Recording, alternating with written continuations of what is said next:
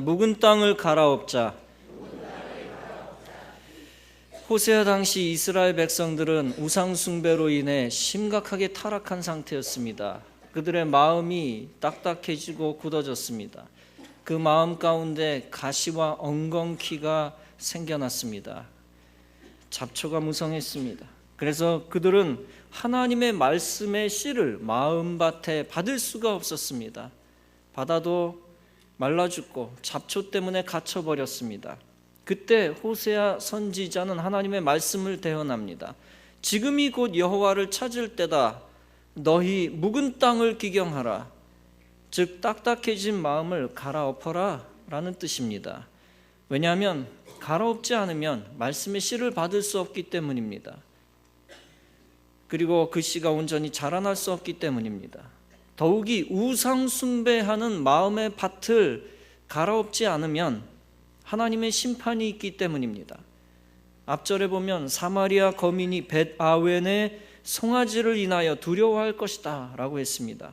그 백성이 슬퍼하며 에브라임은 수치를 받을 것이요 사마리아 왕은 무리의 거품같이 멸망할 것이며 이스라엘의 죄된 아웬의 산당은 파괴될 것이라. 여러분, 땅속에 큰 자갈이나 바위가 있으면 씨가 심기워지지 않습니다. 그 자갈을 골라내고 바위를 뽑아내어 굴려내어야 합니다. 마음밭에 온갖 가증한 우상이 박혀 있으면 그리스도의 생명의 씨앗이 들어갈 수 없습니다. 반드시 마음을 갈아엎고 우상을 걷어내야 그리스도의 생명의 씨앗이 들어갈 수 있는 것입니다. 마가복음에서 예수님은 가시떨기밭을 비유로 말씀하셨습니다. 마음이 가시떨기밭 같은 자를 뭐라고 설명하셨습니까? 이들은 말씀을 듣되 세상의 염려와 재리의 유혹과 기타 욕심이 들어와 말씀을 막아 결실치 못하게 되는 자요라고 말씀했습니다. 즉 마음이 떨기밭처럼 되면 인간의 욕심 때문에 하나님의 말씀을 듣지 않는다는 것입니다. 그러면 더욱 황폐해지고 구원과 멀어지고 열매 없는 인생이 된다는 것입니다. 여러분, 우리의 마음을 황무지로 남겨놓느냐 옥토로 바꾸느냐 하는 것은 매우 심각하고 중대한 문제입니다. 마음을 황무지로 남겨놓으면 우리는 자포자기하는 인생을 살게 됩니다.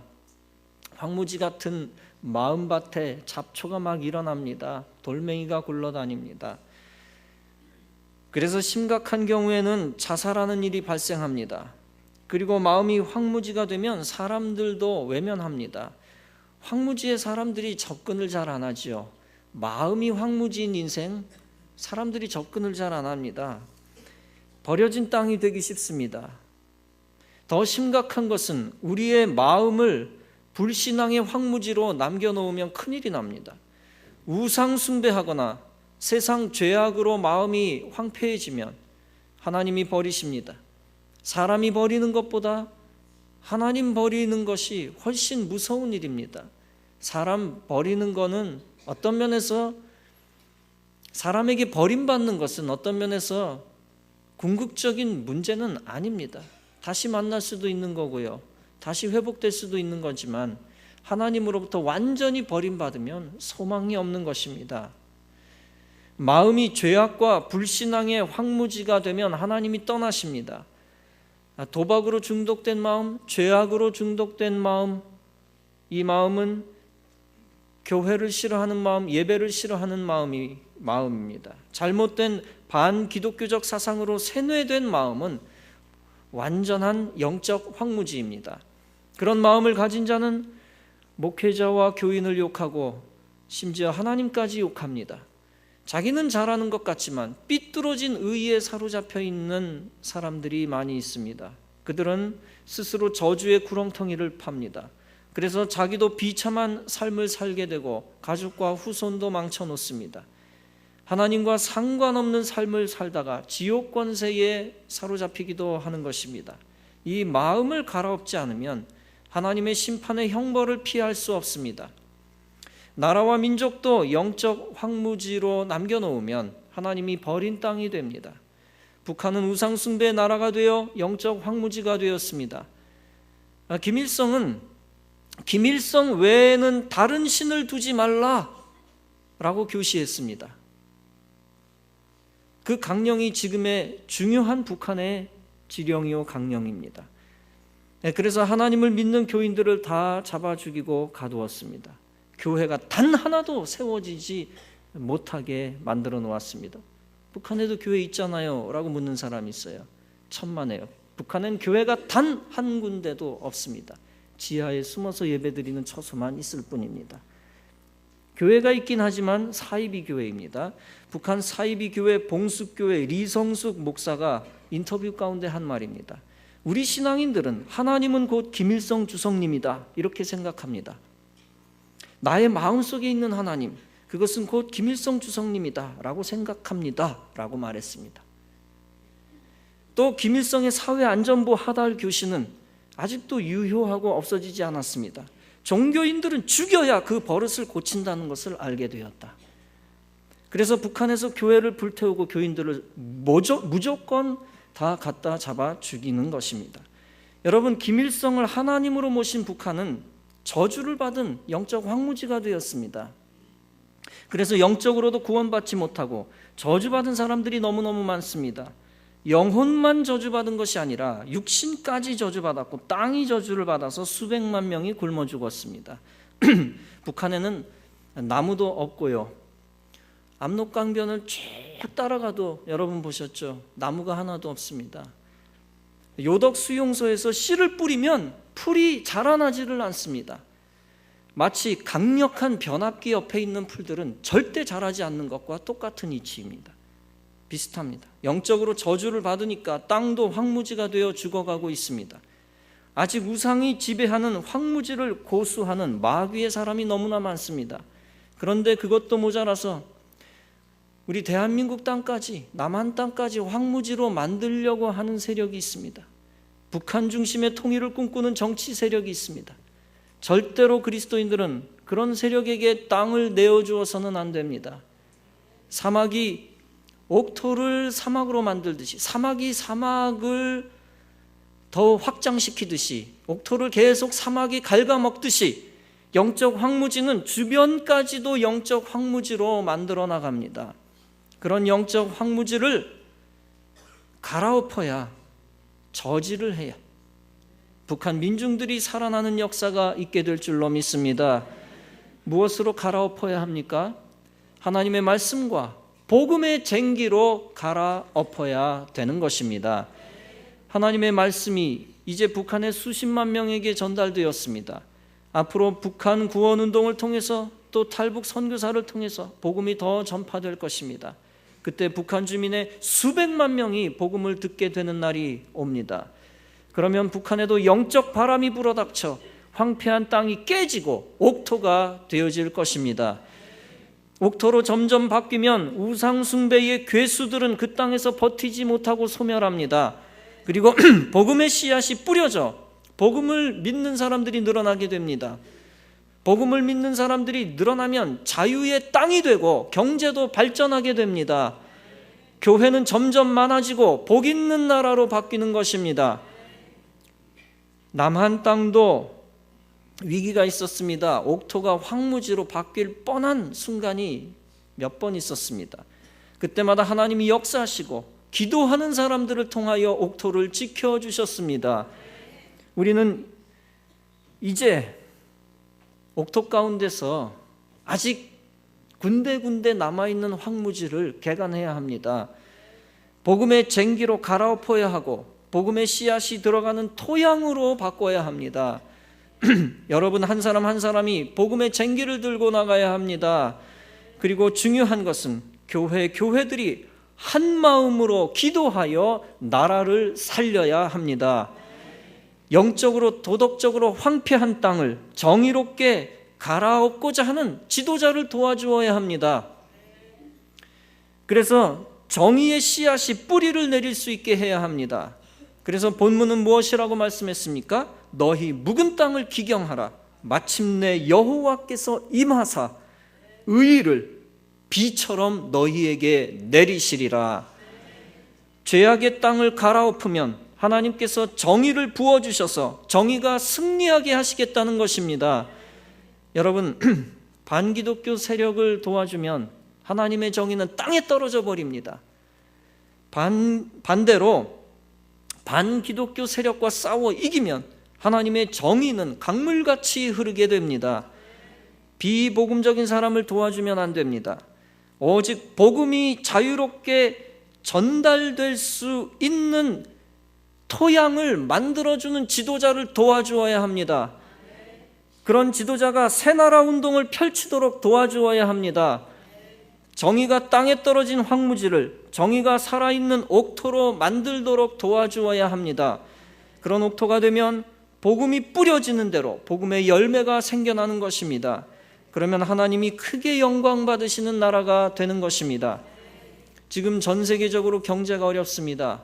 화려한 미국도 거지들의 천국입니다.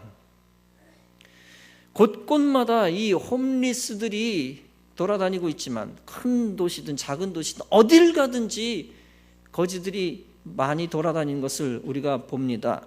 특히 지하 벙커의 거지들의 수는 상상을 초월합니다. 라스베가스에 홍수에 대비한 지하 큰 터널이 있습니다. 홍수가 나면 그리 물을 쏟아 부어야 되는 터널입니다. 사람이 절대로 들어가서는 안 되는 곳이죠. 그런데 지금 평시에는 그 터널 안에 노숙자들이 빽빽합니다. 그래도 교회 다니는 사람이 많은 미국은 교회 다니는 사람이 거의 없는 유럽보다는 낫습니다. 유럽은 몰락의 파국으로 치닫고 있습니다. 이탈리아, 그리스, 스페인이 파산의 위기에 처하기도 했습니다. 아직 위기입니다. 가장 강력한 복지국가 스웨덴도 복지정책을 철회하기로 결심을 했습니다. 우리나라도 전 세계 경제 위기의 영향을 받아 물가가 굉장히 올랐습니다. 그러나 위기의 유럽에 비해서는 우리나라는 훨씬 역동적이고 안정적인 나라입니다. 아직 무너지지 않았고 위기만 잘 넘기면 경제적 황무지를 갈아엎을 가능성이 높은 나라입니다. 그래서 기도하는 교인들의 결단이 중요한 시국입니다. 세상과 환경이 절망적인 것 같아도 아직 크리스찬들은 세상 사람들처럼 절망해서는 안 될 줄로 믿습니다. 세상이 어렵다고 여러분들의 마음까지 황무지로 놔둬서는 안 되고 여러분 마음 가운데 잡초가 생겨나도록 방치해서는 안 됩니다.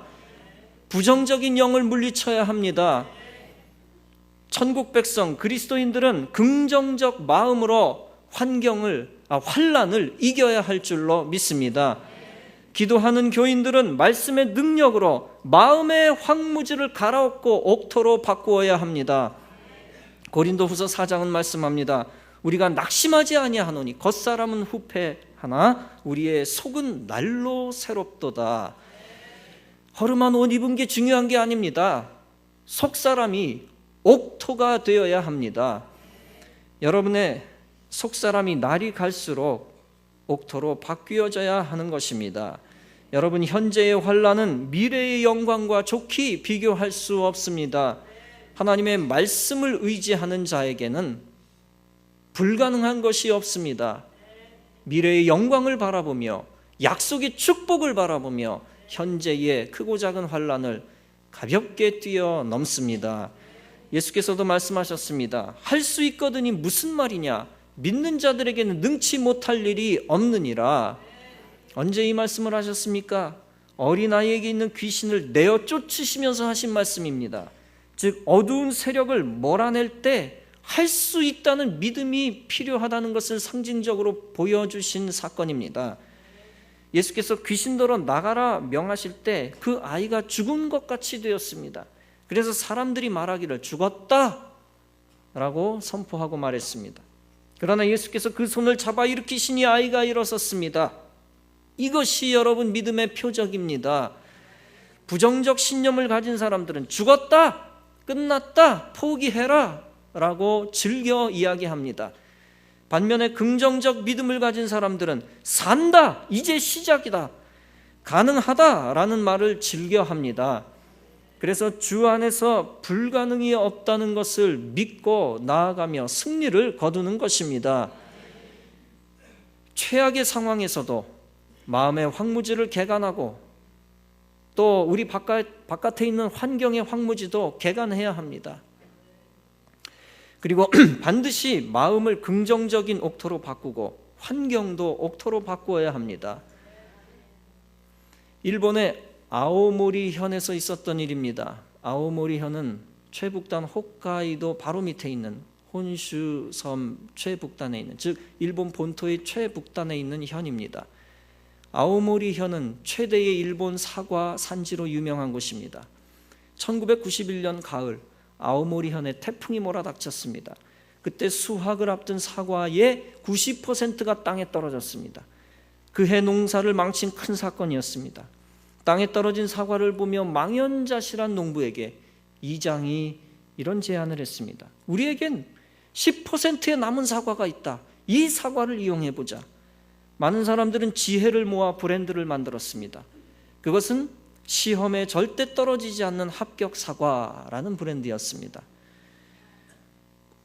즉 태풍으로 90%가 땅에 떨어졌지만 그 중에서도 떨어지지 않은 사과라는 전략이었습니다. 그리고 보통 사과값에 담대하게 10배를 붙여 판매했습니다. 일본 전역의 수험생들을 둔 학부모에게 선풍적인 인기를 끌었습니다. 이런 새로운 합격 사과 덕분에 아오모리현은 태풍의 피해를 충분히 만회하고도 남았습니다. 여러분, 사과가 실제 합격과 무슨 상관이 있겠습니까? 그러나 낙심하지 않고 포기하지 않는 그 판매 정신, 돌파하는 정신, 살아난다 하는 긍정적인 정신이 중요한 것입니다. 이처럼 위기를 기회로 바꾸는 마음, 그것이 중요합니다. 황무지를 옥토로 능히 바꿀 수 있다는 긍정적 신념이 중요한 것입니다. 여러분에게 남아있는 부정적 믿음이 행여나 있다면 갈아엎으시고 긍정적인 마음으로만 채우시기 바랍니다. 하나님이 원하시는 것이 무엇입니까? 여러분의 마음이 황무지가 되는 걸 하나님이 원합니까? 옥토가 되는 걸 하나님이 원합니까? 정답은 하나입니다. 하나님은 여러분들의 마음이 옥토가 되기를 원하시는 것입니다. 그래서 로마서 15장은 말씀합니다. 소망의 하나님이 모든 기쁨과 평강을 믿음 안에서 너희에게 충만하게 하사 성령의 능력으로 소망이 넘치게 하기를 원하노라. 신명기 31장은 말씀합니다. 너는 마음을 강하게 하고 담대히 하라. 그들을 두려워 말라. 이는 내 하나님 여호와 그가 너와 함께 행하실 것이라. 여러분, 환경을 옥토로 바꾸기 전에 먼저 마음의 황무지를 개간해야 합니다. 마음의 묵은 땅을 개간하면 환경의 황무지도 저절로 바뀌어집니다. 부정적 생각을 버리고 마음의 혁명을 먼저 일으키는 것이 중요합니다. 그래서 잠언 4장은 말씀했습니다. 무릇 지킬 만한 것보다 내 마음을 지키라. 생명의 근원이 이에서 남이니라. 잠언 14장은 말씀합니다. 마음이 즐거운 자는 항상 잔치하느니라. 잠언 16장은 말씀합니다. 자기의 마음을 다스리는 자는 성을 빼앗는 자보다 나으니라. 또 잠언 17장은 말씀합니다. 마음의 즐거움은 양약이라도, 좋은 약이라도 심령의 근심은 뼈를 마르게 하느니라. 부정적인 마음을 개간하여 긍정적인 마음으로 바꾸면 인생의 황무지도 사라집니다. 약 150년 전에 덴마크에서 있었던 일입니다. 1864년 덴마크는 오스트리아와 프러시아 연합군에게 대패하여 완전히 거지 나라가 되었습니다. 그 결과 기름진 남부의 실레스비히와 홀스타인 두 주를 전쟁에서 패해서 빼앗겼습니다. 그 나라는 막대한 전쟁 배상금을 물어야 했고 완전히 폐허가 되었습니다. 젊은이들은 전쟁터에서 죽거나 다쳤습니다. 고아와 과부들 그리고 상위 군인들만 가득한 나라가 되었습니다. 국토 중에 좋은 부분은 다 빼앗기고 황무지나 다름없는 땅만 남겨졌습니다. 나라가 이 지경이 되면서 번성했던 것은 도박과 싸움판 뿐이었습니다. 국민 전체는 희망을 잃고 좌절하고 말았습니다. 그들에게 다가온 시련과 도전이 너무 엄청났기 때문입니다.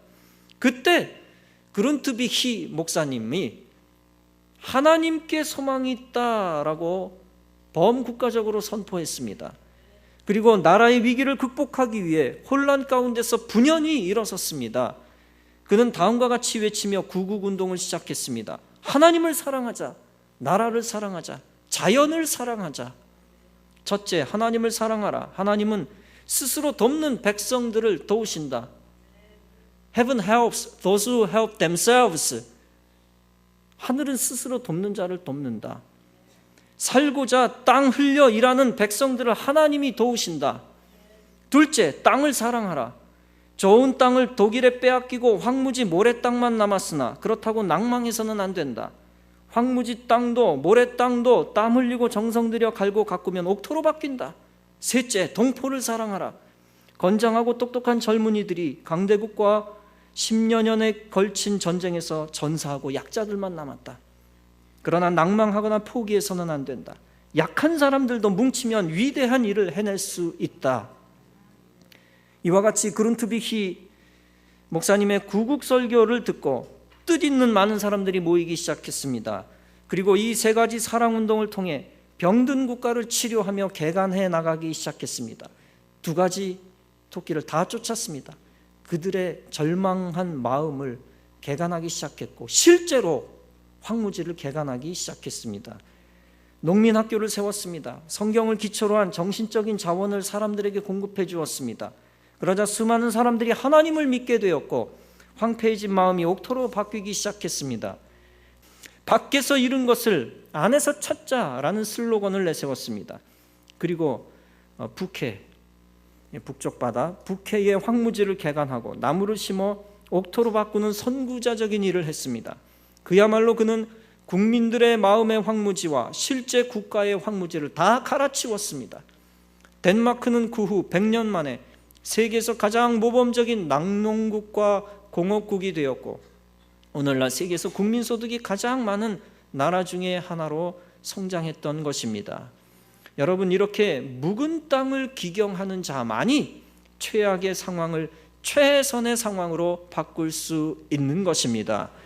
그리고 묵은 땅을 기경하는 자만이 하나님의 축복이 임하는 것을 똑똑히 바라보며 경험하게 될 것입니다. 그래서 너희 묵은 땅을 기경하라. 마침내 여호와께서 임하사라고 말씀을 한 것입니다.